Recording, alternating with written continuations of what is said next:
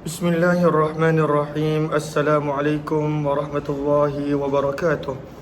Bismillah, alhamdulillah, wassalatu wassalamu ala habibillah Sayyidina Muhammad ibn Abdullah wa ala alihi wa sahbihi wa mawalah. Subhanaka la ilma lana illa ma 'allamtana innaka antal alimul hakim. Wala hawla wala quwwah illa billahil aliyyil azim. Allahumma rabbi syrah lana sudurana wa yassir lana umurana wahlul 'uqdatam min alsinatina yafqahu aqwalana. Allahumma fakkihna fid din wa 'allimna at-ta'wil birahmatika ya rabbal alamin walhamdulillahi rabbil alamin. Alhamdulillah summa alhamdulillah, ahlan kepada sahabat-sahabat semua, ahlan Alhamdi Hussein, dan juga kepada semua sahabat-sahabat yang lain. Pada petang ini dalam tempoh 1 jam kita nak sambung kembali pembacaan kitab hadis Jami' Tirmizi ataupun Sunan Tirmizi, dan kita masih lagi berada pada tajuk berkenaan tentang menjaga hubungan, abwabul birri wassilah. Dan kita telah tiba pada tajuk yang ke-78, di mana pada tajuk yang ke-28 Imam Tirmizi membawakan tajuk tentang kurangnya bercakap itu sebahagian daripada iman. Babu ma jaa fil ai. Apakah maksud al-ai? Iaitu qillatul kalam, kurangkan bercakap. Riwayat 2025. Teruskan.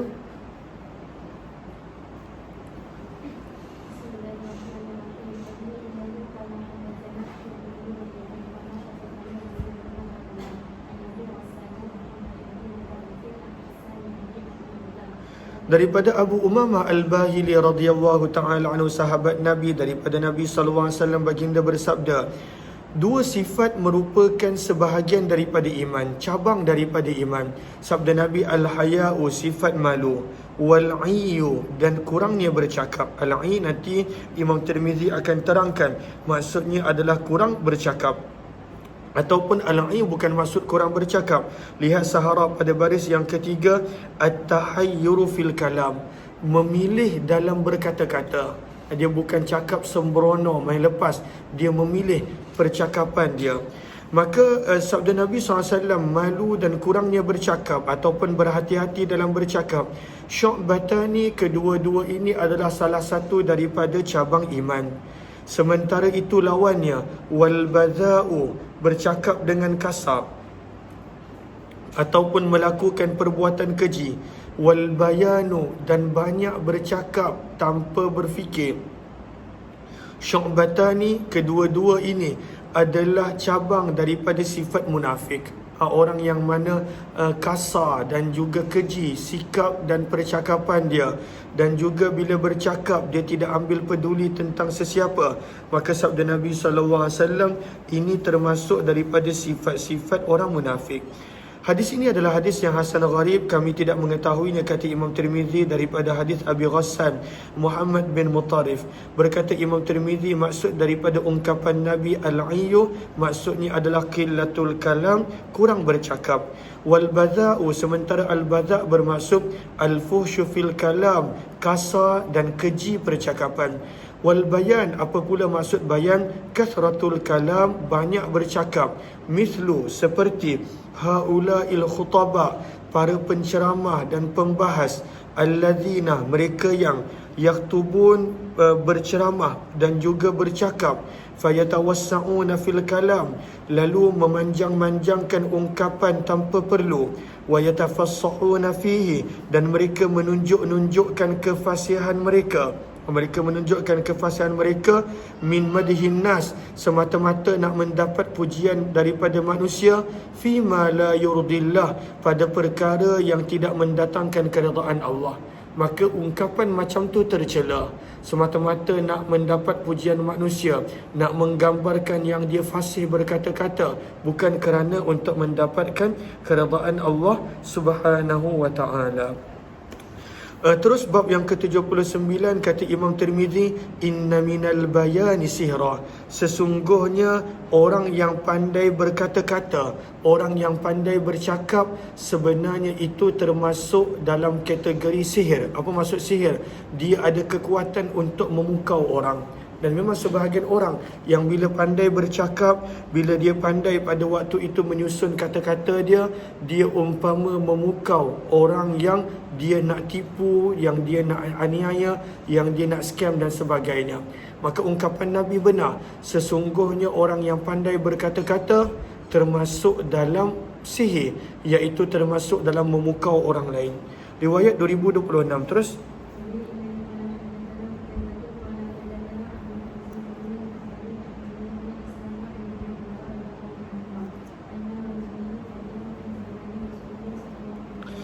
maka kata perawi daripada Abdullah bin Umar radhiyallahu taala anhuma, beliau berkata ada dua orang telah datang pada zaman Nabi sallallahu alaihi wasallam. Siapakah nama dua orang ini? Lihat kepada Sahara pada baris yang kelima. Maka dua orang ini ahaduhuma Zibriqan, yang mana nama Zibriqan ini boleh tulis nama dia adalah Al-Husain. Maka salah seorang daripada mereka bernama Zibriqan dan orang yang kedua bernama Ahtam, Amr bin Ahtam, wasanihuma Amr bin Ahtam. Dan kemudian panjang kisah dia, nanti boleh baca daripada situ.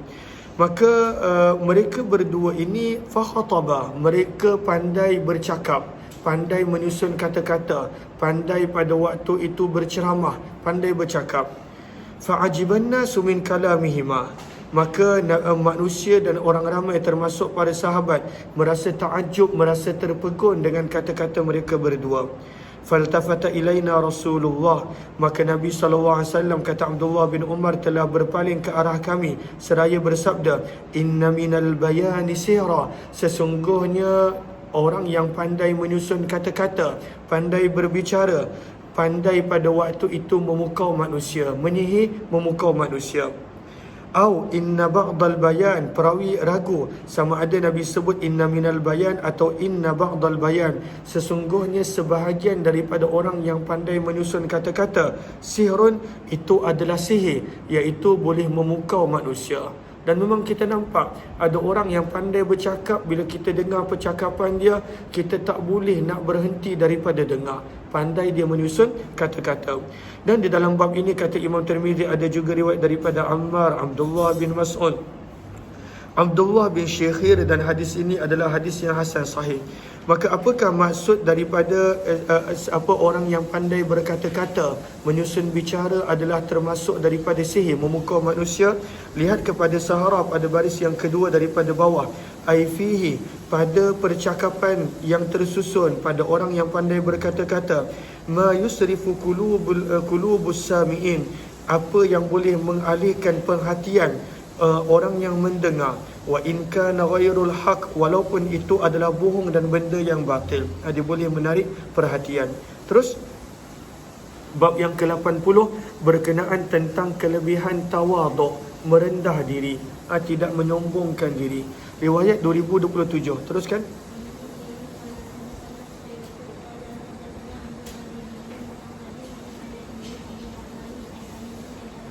Daripada Abu Hurairah radhiyallahu anhu, sesungguhnya baginda Nabi sallallahu alaihi wasallam bersabda, ma naqasat, tidak mengurangkan sedekah min mal, daripada harta. Nampak macam harta kita kurang, kita ada 100 bagi 50, nampak harta kurang, tapi janji Nabi, sedekah tidak mengurangkan harta. Wa ma zadallahu rajulan, dan tidaklah Allah menambahkan untuk seseorang disebabkan perbuatan dia memaafkan, bi'afwin ay bisababi afwi, dengan sebab perbuatan dia memaafkan, illa izza, kecuali Allah tambahkan dengan kemuliaan. Nampak orang yang memaafkan ni nampak macam lemah, dia memaafkan, tapi sabda Nabi, orang yang memaafkan Allah tambahkan kemuliaan. Wa ma tawadha'a ahadun, dan tidaklah seseorang itu merendahkan diri semata-mata kerana Allah, illa rafa'ahu Allah, kecuali Allah akan meninggikan darjatnya. Kata para ulama, di dunia dan akhirat Allah akan tinggikan darjat orang yang tawaduk, orang yang merendah diri. Kata Imam Tirmizi, dan di dalam bab ini ada juga riwayat daripada Abdurrahman bin Auf, Abdullah bin Abbas serta Abu Kabsyah Al-Anmari radhiyallahu anhu, dan sahabat Nabi yang bernama Abu Kabsyah, nama penuhnya adalah Umar bin Sa'ad radhiyallahu ta'ala anhu. Hadis ini adalah hadis yang hasan sahih. Bab yang ke-81 berkenaan tentang berlaku zalim dan menganiaya orang lain. Baca riwayat 2028.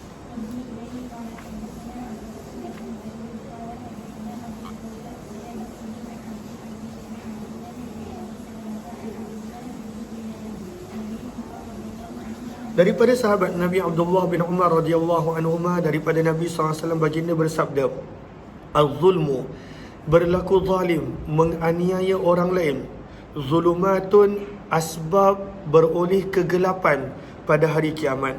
Lihat kepada Sahara pada baris yang pertama, kata para ulama, seperti mana amalan yang baik menjadi asbab cahaya untuk seseorang itu berjalan pada hari kiamat. Sahabat-sahabat, Al-Quran gambarkan kepada kita bahawa kiamat itu gelap, sangat gelap. Yauma taral mu'minina wal mu'minati yas'a nuruhum baina aydihim wa bi aymanihim busyrakumul yawma jannatun tajri min tahtiyal anhar. Dalam suratul Hadid Allah ceritakan bagaimana kiamat itu gelap, dan orang-orang yang melakukan amalan baik, dia akan ada cahaya yang membimbing dia di hadapan dan bahagian kanan dia, ada cahaya. Kiamat gelap. Dan orang-orang yang tak ada cahaya, dia cuba nak minta tolong orang-orang yang beriman pimpin dia. Sebab itu Allah sebutkan, mereka berkata, pinjamkan kepada kami, naqtabis min nurikum, sebahagian daripada cahaya kamu. Maka malaikat tak izinkan. Irji'u, pergi balik, patah balik ke belakang. Faltamisu nura, pergilah cari cahaya sendiri. Dan tak ada cahaya. Maka dalam keadaan tak ada cahaya, malaikat akan halau manusia untuk bergerak dalam kegelapan. Siapa yang kena pijak, siapa yang memijak, siapa yang berlanggar, dalam keadaan itu akan menuju untuk tempat berhimpun ataupun masyar daripada kubur di mana manusia dibangkitkan. Maka lagi-lagi orang yang berlaku zalim akan menjadi asbab kegelapan, akan asbab zulumat pada hari kiamat. Dan di dalam bab ini ada juga riwayat daripada Abdullah bin Amr, Aisyah, Abu Musa, Abu Hurairah radhiyallahu ta'ala anhum. Hadis ini adalah hadis yang hasan gharib daripada periwayatan Abdullah bin Umar radhiyallahu anhuma, bab yang ke-82 berkenaan tentang meninggalkan mengaibkan nikmat. Jangan mengaibkan nikmat, tinggalkan. Kalaulah pada waktu itu ada nikmat, kalau kita nampak aib, jangan aibkan nikmat. Nabi mengajar kepada kita, jangan sesekali mengaibkan nikmat. Sebab nikmat tu daripada siapa? Daripada Allah. Dan hadis ini menceritakan antaranya nikmat makan. Cuba kita bayangkan, kalaulah agung ataupun Perdana Menteri ataupun orang yang hebat pada zaman kita, dia bagi kita hadiah dan kita pergi buruk-burukkan hadiah tu, apa yang berlaku? Mereka murka, marah. Maka ini Allah bagi kita nikmat, maka Nabi melarang kita daripada mengaib-aibkan nikmat. Riwayat 2029 terus.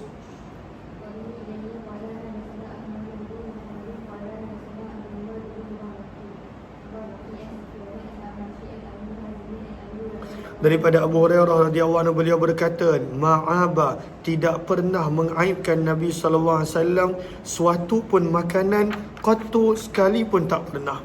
Tak pernah sekali Nabi mengaibkan apa-apa makanan. Walaupun tak sedap, walaupun apa, Nabi tak pernah mengaibkan. Sebab itu nikmat. Inishtaha, jika Nabi suka, akalah Nabi akan makan.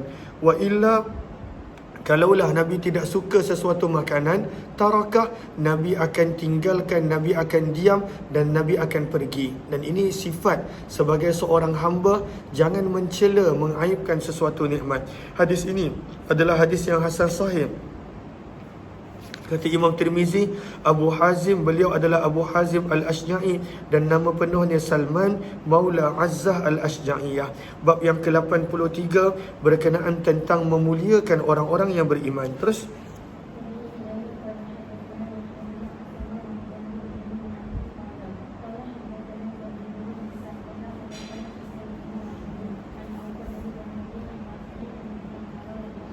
daripada Abdullah bin Umar radhiyallahu taala anhuma, beliau berkata, Sa'ida ay tala'a, telah menaiki mimbar Nabi sallallahu alaihi wasallam. Maka Nabi telah menyeru dengan suara yang kuat, dengan suara yang tinggi. Maka baginda bersabda, ya ma'syar, wahai golongan, man aslama bilisani, yang telah Islam pada lidahnya, walam yufdi, namun tidak sampai iman pada hatinya. Termasuklah di sini orang munafik dan juga orang-orang fasik. Nabi SAW tegur mereka, yang sekadar iman pada zahir namun hati tidak beriman. Sabda Nabi, la tu'dhul muslimin, jangan sesekali menyakiti orang Islam, wala tu'ayyiruhum, dan janganlah kamu mengejek ataupun mengaibkan. Tu'ayyiruhum ay tu'ayyibuhum, bariskan bawah tu, jangan mengaibkan orang Islam. Wala tattabi'u, dan janganlah kamu mencari-cari auratihim, keburukan dan keaiban orang Islam, jangan. Lalu kita belajar daripada sini, barang siapa yang buat tiga benda ini, itu adalah orang yang ada masalah pada iman pada hati dia. Dia sekadar Islam pada zahir dia. Sebab Nabi panggil mereka dengan gelaran itu. Maka jangan menyakiti, jangan mengaibkan, jangan mencari keburukan dan keaiban orang Islam. Berarti kalaulah ada orang buat salah satu daripada tiga, ada masalah dengan iman dia, ada masalah dengan hati dia.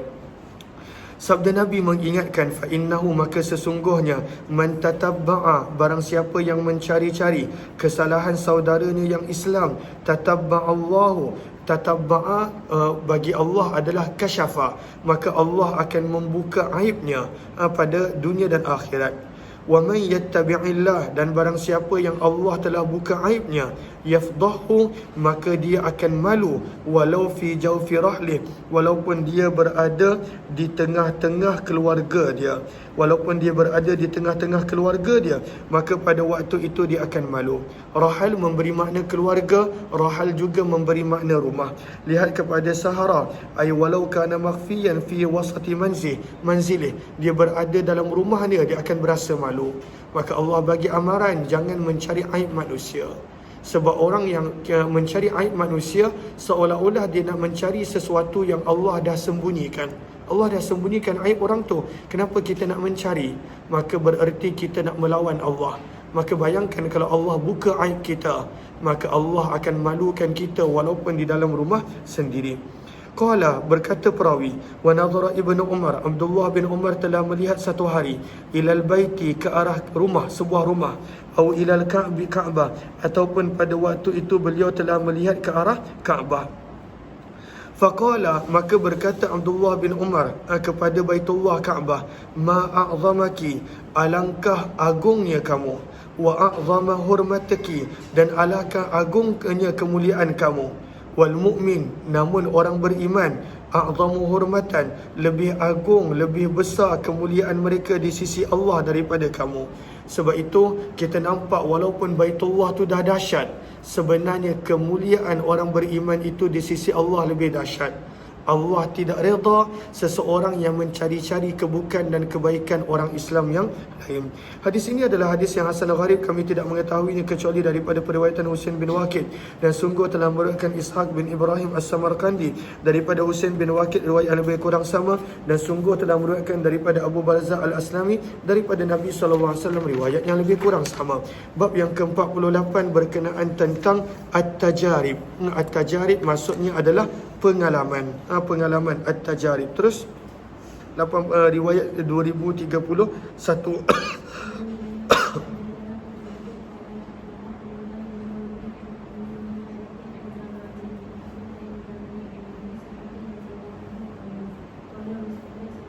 Sabda Nabi SAW, hadis riwayat Abu Sa'id Al-Khudri. Sabda Nabi, la halima, tidak ada seorang pun yang boleh menjadi orang yang sangat-sangat sabar. Halim maksudnya adalah sabar dan tenang. Kalau sabar itu biasa, tapi halim lebih tinggi daripada sabar. Sebab itu lihat kepada Sahara, maksudnya apa? La halima kamila, tidak ada orang yang benar-benar bersifat halim secara sempurna, benar-benar sabar, tabah, tenang. Illa, kecuali Zu usratin, seseorang yang pernah diuji, ataupun seseorang yang pernah tergelincir dalam hidup dia. Dia pernah berada pada situasi yang paling teruk dalam hidup dia. Maka lihat kepada Sahara, ay illa man yaqa'a fi zillah wa asrah, seseorang yang berada pada kedudukan yang paling teruk dalam hidup dia. Asara bermaksud tergelincir. Tergelincir maksudnya orang yang jatuh, orang yang berada pada situasi yang paling teruk dalam kehidupan dia. Maka sebab itu orang yang dah biasa berada di dalam ujian, di dalam keadaan yang paling teruk dalam hidup dia, dia akan sabar, dia tenang. Sebab dia dah pernah mengalami situasi itu. Orang yang tak biasa susah, orang yang sentiasa senang, maka pada waktu itu dengan sedikit ujian, dia akan tak sabar, dia akan mengamuk, dia akan pada waktu itu teruk perangai dan sikap dia. Sabda Nabi SAW, wala hakimah, dan tidak ada seorang pun yang akan berperilaku hikmah illa kecuali zu tajribatin, seseorang yang mana telah mengalami melalui pengalaman-pengalaman. Tajribah maksud pengalaman. Maka di sini Nabi SAW terangkan kepada kita, sabar hanya datang apabila kita pernah menghadapi ujian-ujian dalam kehidupan kita. Dan kebijaksanaan hanya datang apabila kita telah melalui perjalanan-perjalanan yang berbeza daripada pengalaman hidup kita. Maka daripada sini sebenarnya Nabi SAW nak terangkan kepada kita, jangan pernah takut untuk jatuh dalam kehidupan, dan jangan pernah pada waktu itu mengabaikan peluang untuk memperolehi pengalaman-pengalaman. Hadis ini adalah hadis yang hasan gharib, kami tidak mengetahuinya kecuali daripada sanad ini.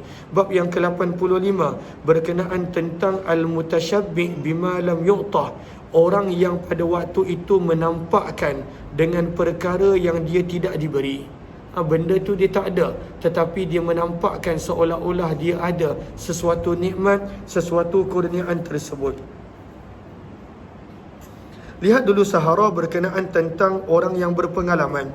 Maka kata para ulama, man jarrabal umur, barang siapa yang telah berpengalaman melalui pelbagai perkara, alima, dia akan mula tahu perkara yang bermanfaat dan mudarat. Fala yaf'al ma yaf'al illa an hikmah, maka dia akan berhati-hati dan dia tak akan buat sesuatu kecuali dengan kebijaksanaan dan hikmah. Apakah pula maksud al-mutasyabbi'? Kata para ulama, al-mutasyabbi' adalah huwallazi yatashabbahu bisyib'an, orang yang pada waktu itu menampakkan yang dia kenyang, walaysa bih, dan hakikatnya dia tidak kenyang ataupun dia tidak memiliki sesuatu. Wa bihadzal makna, dan dengan makna ini adalah syabbahal mutahalli bifadilah, Nabi SAW menerangkan tentang orang yang berpura-pura memiliki sesuatu kelebihan, lam yurzaqha, yang sebenarnya dia tidak dikurniakan kurniaan tersebut. Contohnya apa? Dia tak ada ilmu tetapi dia berlagak seperti ulama. Contoh. Ataupun kita nampak banyak zaman kita, dia tak pandai pun tapi dia buat-buat pandai. Dia tak ada pun tetapi dia buat seolah-olah dia kaya, dengan dia pinjam, sewa dan sebagainya, sekadar untuk menipu orang lain.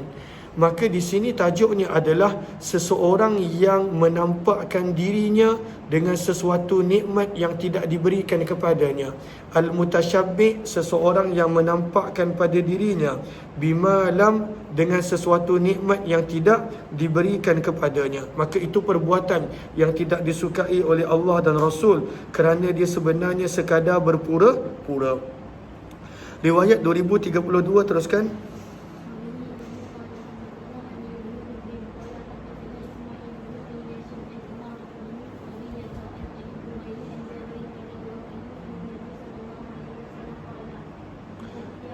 Man u'tiya, barang siapa yang diberikan dengan sesuatu hadiah, fawajada, dan dia mendapati, dalam kurungan, dia mendapati sesuatu untuk diberikan sebagai balasan, falyajzi, maka hendaklah dia membalas bihi, dengan hadiah tadi. Bila orang bagi kita hadiah dan kita ada sesuatu nak balas, kerana itu sunnah Nabi SAW. Bila orang buat baik kepada kita, kita balas dengan kebaikan. وَمَنْ لَمْ يَجِدْ, dan seseorang yang tidak mendapati sesuatu untuk dibalas sebagai hadiah, فَلْيُثْنِي, maka hendaklah dia puji kebaikan orang tersebut dengan ucapan terima kasih dan sebagainya. فَإِنَّ, maka sesungguhnya, man athna, seseorang yang memuji kebaikan orang lain, faqad syakara, sebenarnya dia telah bersyukur dan menghargai pemberian tersebut. Waman katama, dan barang siapa yang memilih untuk menyembunyikan nikmat, faqad kafara, maka dia telah kufur akan nikmat. dia telah kufur akan nikmat. Kata para ulama, maka apakah kufur nikmat? Bila orang bagi kita hadiah, kita tak kata apa-apa. Kata para ulama, maksud kafara adalah taraka ada ahakih, dia tidak menunaikan hak orang yang bagi dia hadiah. Sebab Nabi suruh untuk balas dengan pujian ataupun dengan hadiah, tapi dia pilih untuk diam, dia tak nak cakap apa-apa, padahal orang dah bagi dia hadiah. Maka dia telah meninggalkan hak yang sepatutnya ditunaikan kepada pemberi hadiah. Waman tahalla, dan barang siapa menghias diri dia, bima, dengan sesuatu nikmat, lam yu'tah, yang tidak diberikan kepadanya, kana, adalah, ka, seperti, labisi, pemakai, thaubai, dua pakaian, zurin, dusta. Maka orang yang mana dia menampakkan pada dirinya sesuatu nikmat yang dia tak ada, dia pakai baju ulama, nampakkan diri dia macam ulama, padahal dia tidak ada ilmu pun. Dia pakai baju sufi, nampakkan macam diri dia sufi, padahal dia langsung tak faham apa-apa tentang tasawuf. Dia tunjukkan kekayaan, padahal sebenarnya dia susah, miskin, tak ada apa-apa. Dia tunjukkan macam seolah-olah dia pandai berbicara, padahal dia jahil. Apapun, dengan nikmat yang pada waktu itu dia tak ada. Maka seperti seseorang yang memakai dua pakaian daripada pakaian bohong. Apakah maksud dua pakaian? Maksudnya dia tutup tubuh badan di atas dan bawah, pakaian atas dan pakaian bawah dengan pembohongan. Maksudnya dia sebenarnya cuba untuk membohongi orang lain. Sebab itu dia bersusah payah menampakkan dirinya dengan sesuatu yang dia tak ada. Maka kenapa pada waktu itu nak menipu orang lain? Apa faedah yang dapat? Apa manfaat yang dapat? Kemudian sabda Nabi SAW, okey, dan di dalam bab ini ada juga riwayat daripada Asma binti Abu Bakar dan Aisyah. Hadis ini adalah hadis yang hasan gharib, dan maksud daripada sabdaan Nabi, wa man katama faqad kafara, yaqulu kafaratil kan ni'mah, dia tidak menghargai nikmat tersebut. Bab yang ke-86 berkenaan tentang memuji dengan kelakuan baik yang dilakukan oleh orang lain. Bila ada orang buat baik, puji kelakuan baik dia. Hadis yang ke-2033. Teruskan.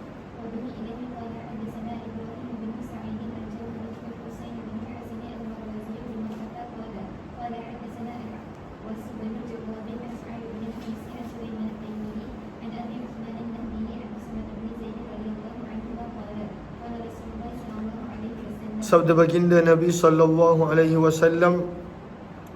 man suni'a, barang siapa yang diperbuat ilaihi, kepadanya, ma'rufan, sesuatu kebaikan, faqala, maka hendaklah dia berkata, li fa'ilihi, kepada pelaku kebaikan tadi, kepada orang yang berbuat baik kepadanya, jazakallahu khaira, semoga Allah membalas kamu khaira, dengan kebaikan.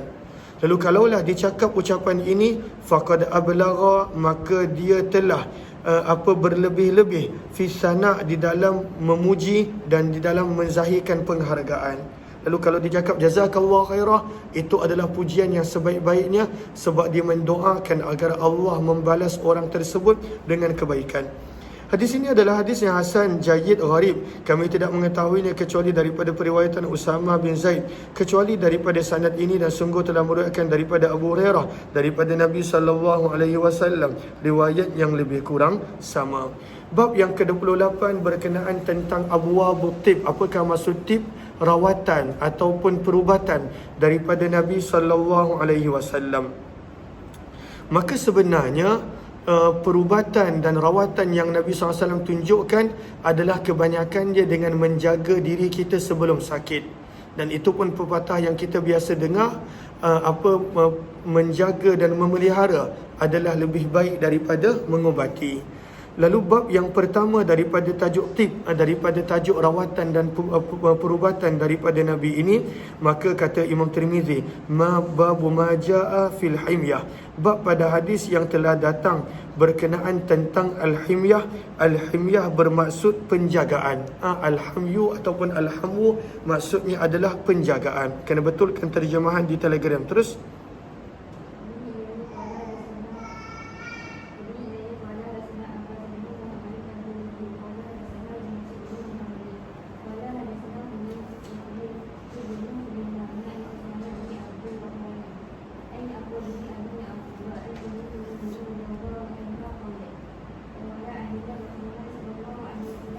Berkata Ummul Munzir radhiyallahu anhu. Sebelum ni kita dah pernah baca dah tentang Ummul Munzir, maksudnya riwayat dia.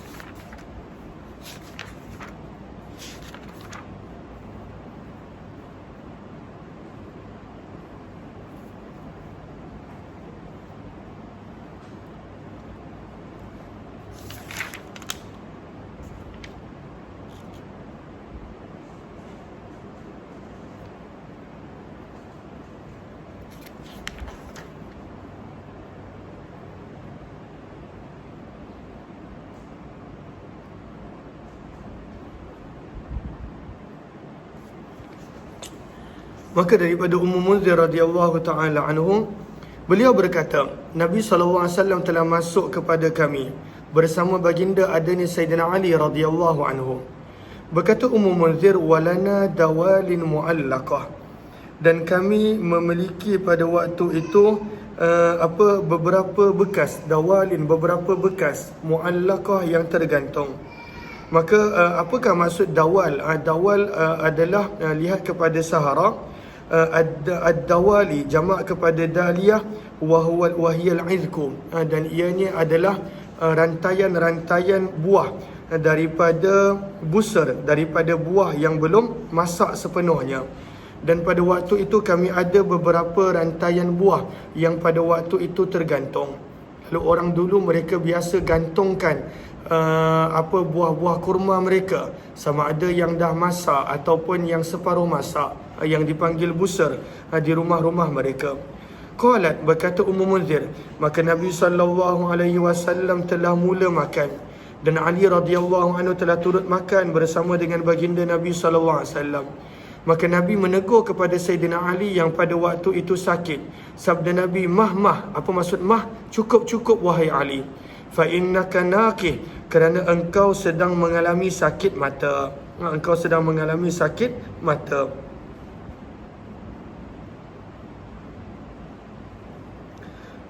Maka lihat kepada qawata pada baris yang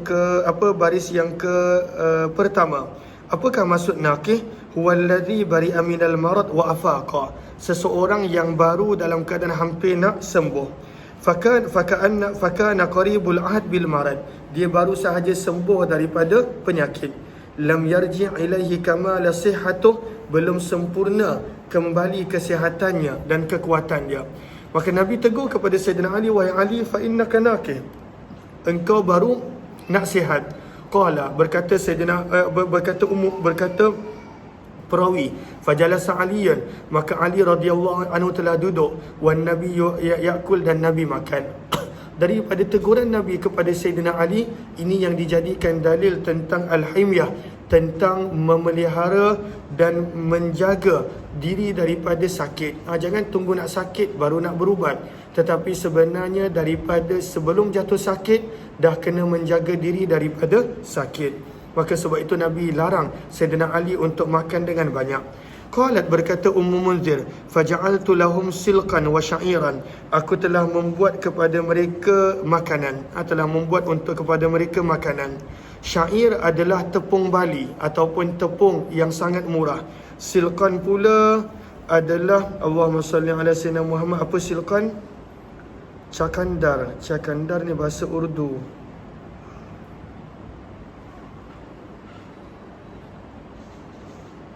Apa bahasa dia silqan?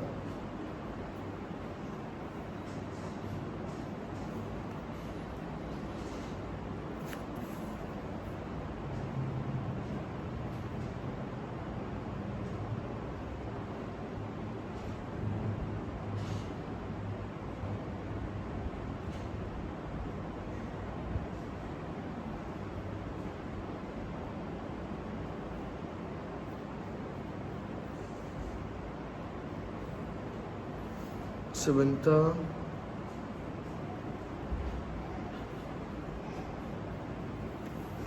Silqan dalam bahasa Urdu disebut cakandar. Apa terjemah dia?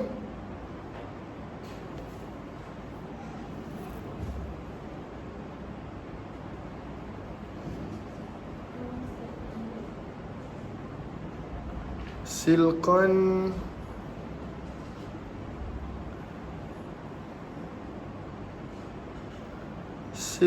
kalau dalam kamus sayur apa ni? Green beans, kacang hijau. Allahumma salli ala sayyidina Muhammad. Nanti kita cek balik. Maka pada waktu itu dia telah hidangkan kepada Nabi SAW silqan, kacang hijau. Kalau dalam bahasa Urdu cikandar, yang telah dicampur bersama dengan tepung bali.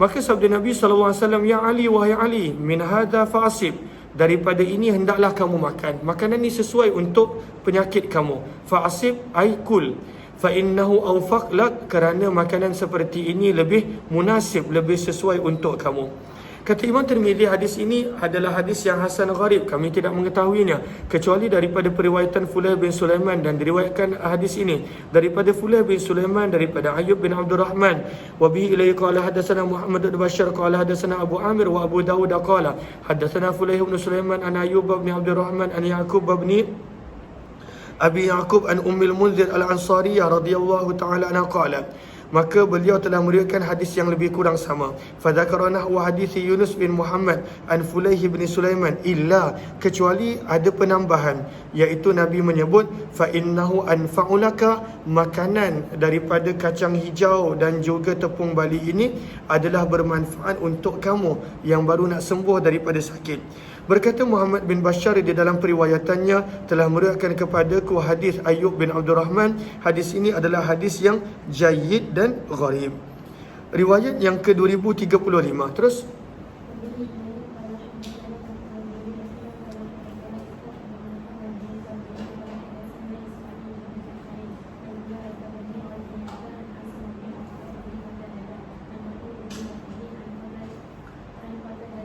daripada sahabat Nabi Qatadah bin Nu'man radhiyallahu anhu, sesungguhnya Nabi SAW bersabda, Idza ahabballahu abdan, apabila Allah menyukai seorang hamba, hamahu, Allah menjaganya, ad-dunya, daripada ujian dunia. Kama, sebagaimana, yadhallu ahadukum, berterusan salah seorang daripada kamu, yahmi, menjaga, saqimahu, para pesakitnya, al-ma', daripada air yang sejuk. Maka daripada sini sebenarnya dalil yang nak ditunjukkan bahawa orang yang sakit, orang yang demam, orang yang demam, maka pada waktu itu dijauhkan daripada air dan juga daripada benda-benda yang boleh mendatangkan mudarat ataupun bertambah sakit seseorang tersebut. Dan di dalam bab ini ada juga riwayat daripada Suhaib bin Sinan Ar-Rumi. Hadis ini adalah hadis yang hasan gharib, dan sungguh telah diriwayatkan hadis ini daripada Mahmud bin Labid daripada Nabi secara mursal. Wa bi ilaihi qala hadatsana Ali bin Hujr qala hadatsana Ismail bin Ja'far an Amr bin Abi Amr an Asim bin Umar bin Qatadah an Mahmud bin Labid dan an Nabi SAW, nahwah, riwayat yang lebih kurang sama, cuma tidak disebutkan padanya daripada Qatadah bin Nu'man radhiyallahu anhu. Siapakah Qatadah bin Nu'man? Kata Imam Tirmizi, Qatadah bin Nu'man adalah daripada kabilah Zufar. Beliau adalah adik-beradik dengan Abu Sa'id Al-Khudri radhiyallahu anhu, daripada ibu yang sama, bapa yang berbeza. Sementara Mahmud bin Labid pula telah berjumpa dengan Nabi SAW dan pernah melihat Nabi wa huwa ghulamun saghir, dalam keadaan dia masih lagi muda. Tengok siapa tu? Yang mana? Jeramik dah. Nak pergi bagi dah, cepat.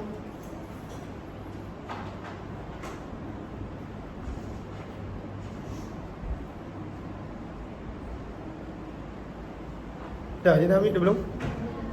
Okey, bab yang kedua berkenaan tentang perubatan daripada Nabi SAW.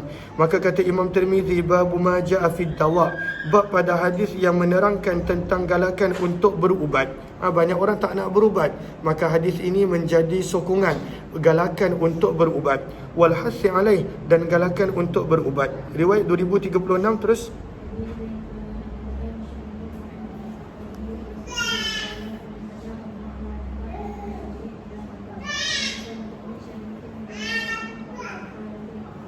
Telah berkata seorang Arab Badui, "Ya Rasulullah, wahai utusan Allah, ala natadawa, adakah kami tidak perlu untuk berubat?" Maka sabda Nabi, "Na'am, bahkan."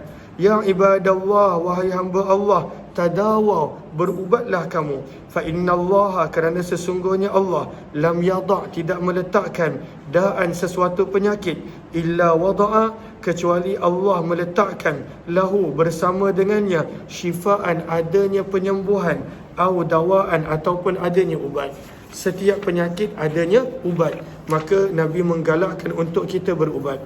Illa da'an wahidan, kecuali ada satu sakit yang tidak ada ubat dia. Maka sahabat bertanya, "Wahai Rasulullah, apakah penyakit tersebut?" Sabda Nabi, "Al-haram, tua." Maka tua tak ada ubat. Semua manusia akan tua. Cubalah nak nampak muda macam mana sekalipun, tetap akan akhirnya kelihatan tua ataupun kurangnya kekuatan dan menjadi lemah. Dan di dalam bab ini ada juga riwayat daripada Abdullah bin Mas'ud, Abu Hurairah, Abu Khizamah, daripada ayahnya, dan Abdullah bin Abbas radhiyallahu anhum. Hadis ini adalah hadis yang hasan sahih. Bab yang ketiga berkenaan tentang ma yut'amul marid. Apakah makan yang patut dihidangkan kepada orang yang sakit? Yang ini kita sambung esok pagi insya-Allah. Billahi taufiq wal hidayah. Assalamualaikum warahmatullahi wabarakatuh.